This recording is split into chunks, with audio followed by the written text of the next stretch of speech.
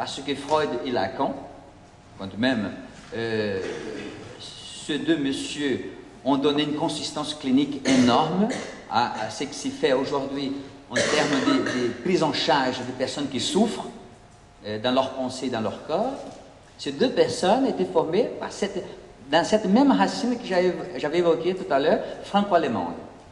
Donc, une personne qui a une structure hystérique, elle peut, par exemple, présenter des symptômes obsessionnels. On reçoit normalement un malade ici, à l'hôpital, hein, et qu'on pose un diagnostic qu'il est hystérique, je trouve très précipité. Parce qu'on ne sait rien. L'avancée, qui est celle du RPH, c'était justement de faire en sorte que la personne puisse entrer en psychanalyse, et à ce moment-là, au fur et à mesure, elle va se déshabiller. Parce que vous savez, on présente des symptômes et on fait des symptômes, comme par exemple devenir aveugle. Pour quelle raison? Par détresse, par souffrance. Si on se précipite à penser c'est une hystérique, on est très mal barré cliniquement, à mon avis. Les stratégies que j'utilise dans le quotidien de ma clinique, c'est justement de continuer à nourrir le transfert. Et le patient vient, il parle, il associe librement. Et en soi, déjà, c'est une tâche très difficile. D'accord? À un moment donné, je découvre qu'elle entend des voix. Donc, juste pour la taquinerie, j'avais dit, mais pour quelle raison vous n'avez pas dit ça avant? Elle dit, ah, parce que je pensais que ce n'était pas important. N'est-ce pas? Vous comprenez?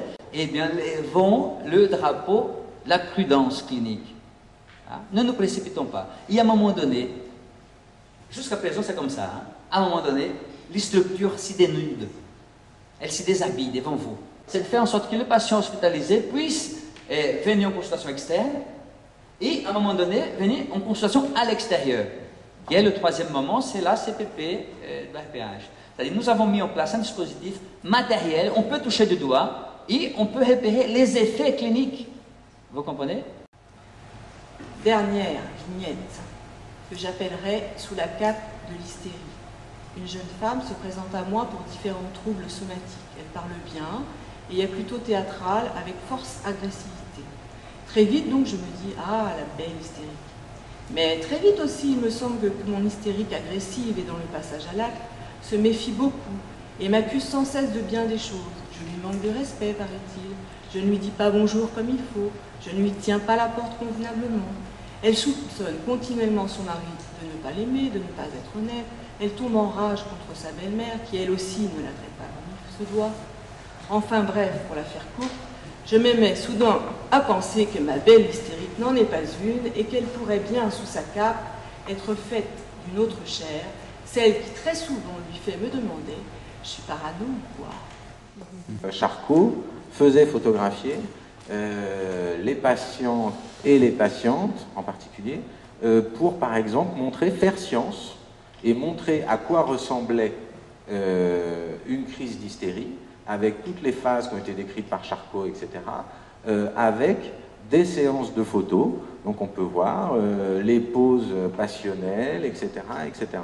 En partant de ces images de folle prises à la salpêtrière, on arrive tout de même en 1970 à ce que Jacques Lacan, dans son séminaire « L'envers de la psychanalyse », donne une place tout à fait particulière à l'hystérie, puisqu'il dégage dans ce séminaire 4 discours: le discours du maître, le discours de l'hystérique, le discours de l'analyste et le discours de l'université.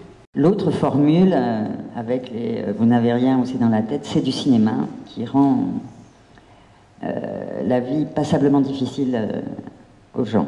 « C'est horrible, me dira-t-elle. » Solange se plaint principalement de sa fatigue et de ses douleurs diffuses, et de son mari qui est alcoolique, et de son fils qui gagne bien sa vie et qui ne les aide pas, et de sa fille tellement intelligente et qui a arrêté son droit, et de son frère tellement ingrat, et de son travail tellement peu valorisant alors qu'elle a des diplômes, et de son âge, elle a 54 ans.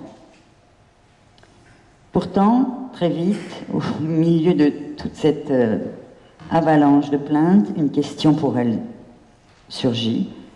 Pourquoi je me rabaisse toujours? Tout d'abord, j'aimerais dire merci. Merci à tout le monde est venu et merci aux intervenants pour la qualité de leur intervention. Donc j'ai préparé une petite conclusion pendant cette journée en reprenant un petit peu ce qu'ont dit chacun des intervenants. Merci, bonne fin de journée.